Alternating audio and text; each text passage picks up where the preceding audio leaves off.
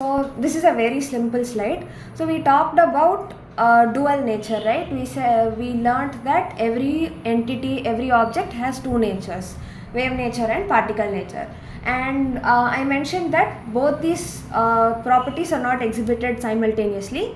There are situations where the wave nature prevails and there are situations where the particle nature prevails. So which situation, which nature applies? How do we find that out? So that is what this table talks about.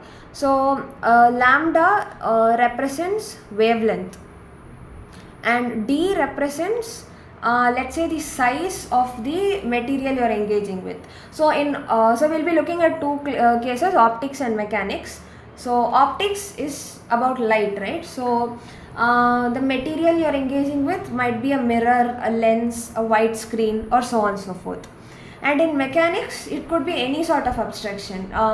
You have an object and you place you have a wave and you place some sort of object or hurdle in front of it. Any abstraction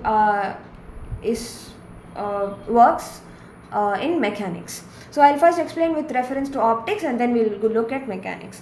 So in optics, if the size of your screen or lens or whatever material is interacting with the light, if that size is much greater than the wavelength of your light, then the particle nature or the ray nature comes into force.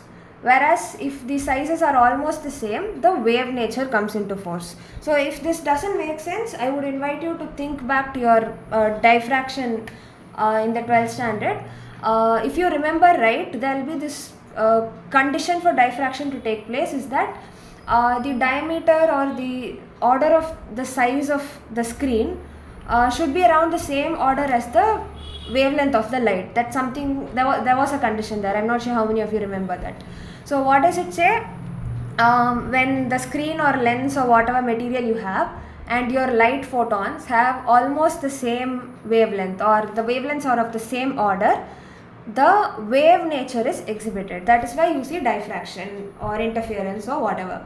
Whereas if your material has a much greater size than your light ray, for example, you have one ray of light and you have one big lens, this big in size, then obviously your lens is much bigger than your ray.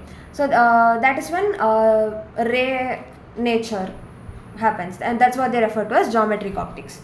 Similarly, an extension of the same is seen in mechanics as well. So if the size of the material or obstruction is around the same size as your around the same order as the wavelength of your wave, then the wave nature is seen. And if your obstruction is much bigger than the object's wavelength, then particle nature is exhibited. So this is just to help you understand under which circumstances what properties are shown by the object.